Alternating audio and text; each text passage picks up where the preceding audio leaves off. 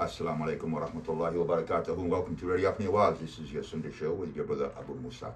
And we go live from 3 p.m. to 4 p.m. every Sunday, inshallah.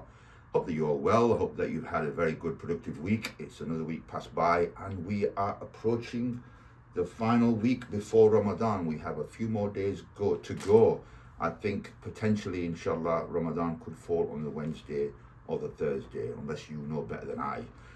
So are you ready? Are you prepared? Are you motivated? Are you psychologically ready and spiritually ready for this month? Because it comes so quick and it disappears so quick.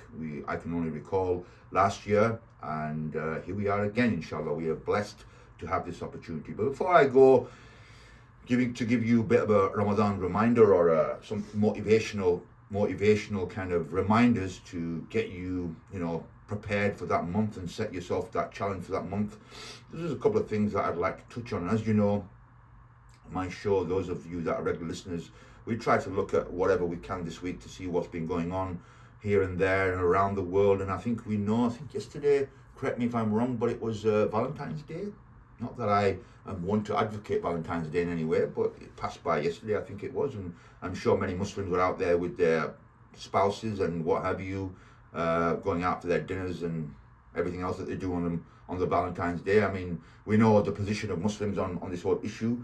Again, it goes back to my whole conversation that I had in previous shows about the whole secularization of Islam and Muslims, that we live in a society, we recognize the spiritual aspect of Islam, the worship of Islam, the 5 daily prayers, the Jummah prayers, the other mandatory sort of like actions that we have. But when we disconnect and connect to the society around us, we start to engage in the common practices around us. So be that Christmas time, be that Valentine's, be that whatever is going on around us, we like to participate. Well, some secularized Muslims will participate and don't see anything wrong with that, because I saw lots of people on social media posting their Valentine messages and their little kind of dinner outings and what have you. And subhanAllah, it just goes to show you how impacting society is. And when we do not understand Islam ideologically, then we fall foul to the practices of society, and we embrace those cultural aspects of society without referencing Islam. Because for us, when we look at our deen, from the context of spiritual actions. So, Islam for most people is being good to your neighbor, having good manners, having good kind of personal practices. So, Islam is like the West want it to be. They want it to be a personal matter, something between you and God, and it should not impact the society. It should not have any reminiscence upon society, but rather it's something that you practice within the closed environment that you are in. And when you come outside, you should immerse yourself. You should assimilate yourself within society. And that's the dangerous thing, because then we have a very diluted version of Islam, and that's not what Allah subhanahu wa ta'ala clarified to us. So I don't want to go into the history of Valentine's. I don't want to discuss it in too much detail. I think it's an issue now that we should be very clear on. We should understand. And for those Muslims that don't understand, again, maybe it's an issue of Aqidah. Maybe it's an issue of them really revisiting and going back to Islam, and really understanding that what is my purpose in this world? What is my purpose in this life? Am I here to live, what do they say? Am I here to have like a buffet style approach to my life? So when I want Islam, it's there for me. When I don't want Islam, I just put it in the back and I decide to pick up whatever I want in front of me. So if it's halal or haram, that's not my criteria. I go with the flow. I'm happy to go to the Jummah on a Friday. I'm happy to maybe fast in the month of Ramadan, but don't expect anything more from me, because that's all I'm giving for now, because I want to have my creature comforts. I like to go out, I like to do this, I like to do that. Maybe, I like to go out, socialize with my friends, etc., etc. I'm not saying Islam doesn't allow you to socialize with friends, but it's a context of how we socialize. So we see Islam has implications and sets some kind of order for every aspect of our life. But like some people might say, oh, but brother, Islam is too hard because there's rules on this, there's rules on that, I can't do this, I can't do that, where do you draw the line? How far do you go?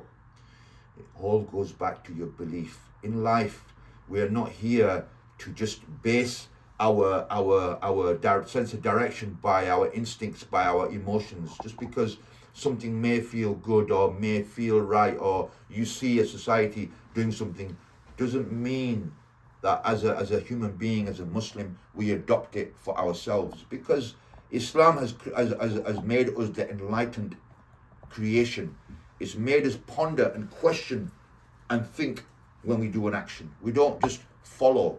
We are not just people of habit, but rather we question, we think, we reference, we kind of rationalize, but we use evidence-based information for us to engage in things. And that's what makes the enlightened human being, because the whole discussion of enlightenment is very important, because many of us, unfortunately, fall into a very shallow category of thinking, i.e. that we see it, we like it, we want it, or we want to immerse ourselves in it, because we look at society, we look at the popular culture, we look at popular trends, and this triggers our likes and dislikes, and we function and we think based upon what we see around us. So we don't question, we don't think. But the person who is a bit more enlightened, they're not like the ones who follow others, okay? Like the whole sheep mentality that, with the sheep, the herd of sheep are moving in a direction, so all the sheep follow. Rather, Allah subhanahu wa ta'ala elevated us and made us into shepherds, for some of us anyway. But He created thinking human beings that question the practices. What made the prophets and all the Anbiya that came extraordinary was the fact that they could look at their own societies and question the practice of the societies. Just like Ibrahim alayhi salam, when he looked at the idol worshipping that was going on in his society, he rejected it. He found it wrong. He found something not right about it. And when he questioned his father became annoyed and angry. So you see, the believer is somebody that doesn't just fall into place, doesn't just follow protocol, but rather he thinks, she thinks, she questions, he ponders, and he wants to find a solution that is right, that is based on some higher level of thinking. And Allah subhanahu wa ta'ala, He gave us the Quran. And as He says in the verse of the Quran that, beholding the creations of the heavens and the earth, and the alternation of night and day, surely there are signs for those who have intellect, those who think. So when society says to us, oh, Islam or religions are backwards, or religion is just for those people that have no rationale, they don't have any proof, they don't have any evidence, I say no, that Islam is the very belief system that is based on thinking, based on us coming to the rational conclusion that there is a creator, and this creator has communicated a message to mankind to inform them, to regulate their affairs, that it's not haphazard and ad hoc that we have stumbled upon this Quran, that these previous prophets and nations came and they were given advice and direction. It's not by chance the universe is created. It's not by chance all the systems exist within the universe in a perfect order. Surely that is for somebody to contemplate and think. But the shallow person is the one that just wakes up out of bed and does the same repetitive things every day, and never occurs to himself or herself that, why am I here? What's my purpose? Have I been given a purpose? Where am I going from here? What is the conclusion of my life? So these are key questions, brothers and sisters, that we ask. And when we have the answers for them, they form an entire system of behavior, system that regulates order for us, that is based upon what? Is based upon the Quran and the Sunnah of the Prophet sallallahu alaihi wasallam. So it's very important, brothers and sisters. I'm just trying to set the pretext here for us, that we need to understand what the cornerstones of thinking are. That, this society is very much built upon a very instinctual behavior, that everything you see is very instinctual. Because I have this thirst for food, I must feed that appetite.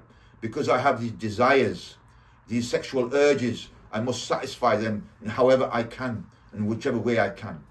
I have this instinct to worship something, so I have to attach myself to sport, to football, to Hollywood, to Bollywood, to whatever it is that I aspire myself to, or whoever I revere. It could be a sports personality. It could be a celebrity. You know, you have so many different types of worship that is going on. It could be to money. So whatever it is you worship, those instincts exist in us all. You know, that's the instinct of procreation, the instinct of reverence, and the instinct of survival. These are three humanistic instincts that exist in every human being, but it's how we satisfy those instincts. We are not animals. We are creation of Allah subhanahu wa ta'ala, and we are the best of creation. And we should think why Allah has made us the best. And when we answer those questions correctly, we then move forward through life in the correct manner. So that was the first kind of area that I really want to touch on today, inshallah. And I want to just talk about something. You know how it is, we go about our daily business every day, we get out and about. And I was out one day shopping in my local supermarket. I don't know if I'm allowed to mention the name, but I won't do for certain purposes. I'll remain silent on the name. But anyway, I went into a local supermarket to do some general shopping. And lo and behold, at the moment, as you know, many of the supermarkets in Muslim-dominated areas, they will have a complete aisle that is promoting Ramadan. The Ramadans are in theme right now. You know, whatever is going on, if it's Valentine's Day, Father's Day, Mother's Day, what you find in supermarkets, they always have a theme-based aisle where everything around that is linked to that particular occasion. So obviously with Ramadan up and coming right now, there's an entire aisle devoted to Ramadan. And in that aisle you'll find spices, rice, sauces, you name it, everything is in that particular aisle. And this particular time I was looking, there was dates. Of course, the dates are always going to be on sale in the month of Ramadan. So for me, you know, when I'm buying my dates, of course I'm conscious that I'm not buying dates from the genocidal state of Israel. And there, lo and behold, I'm looking at the particular dates that I have in my hand, and they're a produce of Israel.